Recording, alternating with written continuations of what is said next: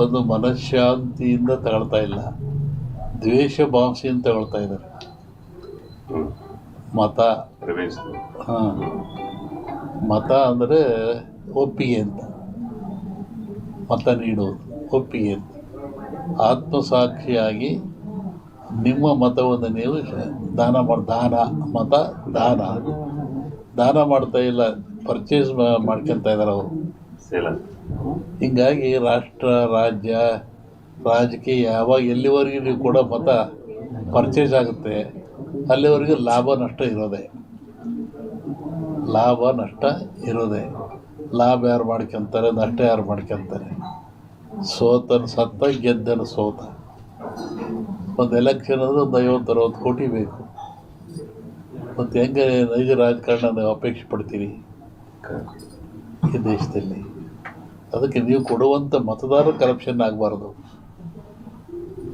ನೀವು ಕೊಡುವಂಥ ಮತ ಪಕ್ಷ ಅಲ್ಲ, ಜಾತಿ ಅಲ್ಲ, ದುಡ್ಡಲ್ಲ, ನಿಷ್ಪಕ್ಷಪಾತವಾಗಿ ಆತ್ಮ ಸಂತೋಷವಾಗಿ ಯೋಗ್ಯರಿಗೆ ಕೊಟ್ಟರೆ ಆಗುತ್ತೆ. ಇವತ್ತೆಲ್ಲ ಕಡೆಗೆ ಜಾತಿ ಹಾವಳಿ ಜಾಸ್ತಿ ಆಗಿದೆ, ದುಡ್ಡಿನ ಹಾವಳಿ ಜಾಸ್ತಿ ಆಗಿದೆ. ಈ ದೇಶದಲ್ಲಿ ಯಾವುದು ಇರಬಾರ್ದು ಅದು ನಡೀತಾ ಇದೆ. ಹಿಂದೇನೋ ದೇವತೆಗಳು ಕುಡಿತಿದ್ರಂತೆ, ರಾಮರ ಸಾಂದರು.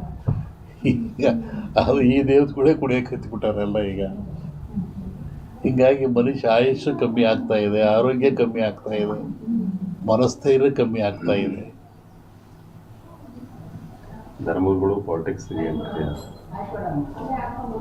ರಾಜಕೀಯದಲ್ಲಿ ದೋಣಿಲಿ ನೀರು ಇರ್ಬೇಕು, ನೀರಿನ ದೋಣಿ ಇರ್ಬೇಕು. ಹೇಳಿ, ದೋಣಿ ಒಳಗೆ ನೀರಿದ್ರೆ ಮುಳುಗಿ ಹೋಗ್ತೇನೆ. ರಾಜಕೀಯ ಧರ್ಮದ ಒಂದು ಅಂಗ ಆಗಿರಬೇಕು. ಈಗ ರಾಜಕೀಯವೇ ಧರ್ಮಕ್ಕೆ ಸೇರ್ಕೊಂಡು ಹೋಗ್ಬಿಟ್ಟಿದೆ. ರಾಜಕಾರಣ ಧರ್ಮವನ್ನು ಆಟ ಆಡಿಸ್ತಾ ಇದ್ದಾರೆ. ಹಿಂದೆ ರಾಜರು ಮಹಾರಾಜರ ಕಾಲದಲ್ಲಿ ಒಂದು ಕುರ್ಚಿ ಆಗ್ತಾ ಇದ್ರು, ಗುರು ಕೂತ್ಕೊಳ್ತಿದ್ದ. ಎಲ್ಲರೂ ಎಲ್ಲ ವಿಶ್ವಾಮಿತ್ರ ಆಗಲಿ, ವಶಿಷ್ಠ ಆಗಲಿ, ಎಲ್ಲ ರಾಜರ ಪಕ್ಕದಲ್ಲಿ ಒಂದು ಸೇರಿದ್ದೇ ಇರೋದು. ಅದು ಗುರು ಧರ್ಮ ಅಂತ. ಧರ್ಮ ಅನುಮತಿ ಪಡೆದು ರಾಜ್ಯಭಾರ ಮಾಡ್ತಿದ್ರು ಅವರು. ಹಿಂದಿನ ಚಕ್ರವರ್ತಿಗಳಿಗೆ ತಲೆ ಕಡೆ ಶಕ್ತಿ ಇತ್ತು. ಅವರು ಕಾಲ್ನಡಿಗೆಯಲ್ಲಿ ಆಶ್ರಮಕ್ಕೆ ಹೋಗಿ ಆ ಗುರುಗಳು ಬರೋರಿಗೆ ಕಾದು ಅವ್ರ ಆಶೀರ್ವಾದ ತಮ್ಮ ರಾಜ್ಯಭಾರ ಮಾಡಿದರು. ಇವತ್ತು ಉಳ್ಕೊಂಡ್ರು. ಹರಿಶ್ಚಂದ್ರ ಆಯಿತು, ಶ್ರೀರಾಮಚಂದ್ರ ಆಯಿತು, ಪಾಂಡವರಾಯಿತು, ಅನೇಕ ರಾಜರು ಮಾರು ಇವತ್ತು ಉಳಿದಾರೆ ಅಂದರೆ ಅವರು ಧರ್ಮದ ಅವಲಂಬಿಯಾಗಿದ್ದರು. ಒಂದು ಧರ್ಮ ಇತ್ತು, ಒಂದು ಗುರಿ ಇತ್ತು. ಇವರಿಗೆ ಧರ್ಮನೂ ಇಲ್ಲ, ಗುರಿನೂ ಇಲ್ಲ, ದುಡ್ಡು ಮಾಡೋದು ಒಂದೇ ಗುರಿ. ಹೀಗಾಗಿ ಬಹುಬೇಗ ಆಕ್ಸಿಡೆಂಟ್ ಆಗ್ತಾಯಿದೆ ಗಾಡಿಗಳೆಲ್ಲ. ಎಲ್ಲಿವರೆಗೂ ಮತಗಿಡುವಂಥ, ಮತದಾನ ಮಾಡುವಂಥವನು ಯಾವ ಅಪೇಕ್ಷೆ ಇಲ್ಲದೆ ಮತ ಮಾಡುತ್ತಾನೆ ಅಲ್ಲಿಗೆ ಅವಾಗ ರಾಮರಾಜ್ಯ ಸಿಗುತ್ತೆ. ಯಾಕೆ ನೀವೇ ಪರ್ಚೇಸ್ ಒಳಗಾಗ್ಬಿಟ್ರೆ ಮುಗಿದೇ ಹೋಯ್ತಲ್ಲ. ಫಂಡಮೆಂಟಲ್ಸ್ ನಾವು ಅದನ್ನು ನೋಡ್ಬೇಕಷ್ಟೇ. ಗಿಡಪ್ಪ ನಿಂದುವಂತ ಸರಿ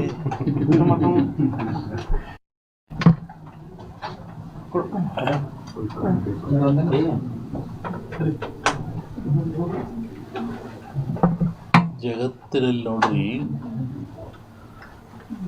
ಸಮಾಚಾರ, ವಿಚಾರ, ಪ್ರಚಾರ. ಬೆಳಗಾವಿ ಬಂದ್ವಿ, ನಮ್ಮ ತಿಪ್ಪೇಸ್ವಾಮಿ ಬಂದ್ವಿ, ಒಂದು ಸಮಾಚಾರ.